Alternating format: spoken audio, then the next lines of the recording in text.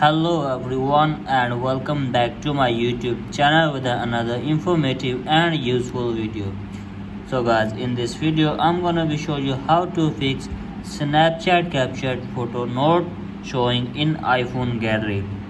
So guys, if you have captured your Snapchat photo and it is not showing on iPhone gallery.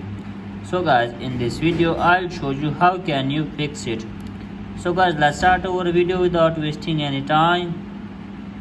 So guys, first of all you have to just simply open Snapchat and open your profile, and after this simply tap on here settings.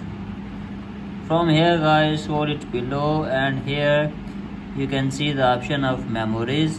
Tap on it. Now from here guys, you have to just simply select on save button and select from here memories and camera roll. After this, then close this page and open App Store, and you have to just simply search here for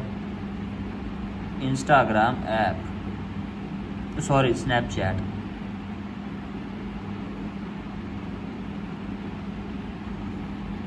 Now from here guys, you have to make sure that there is no update.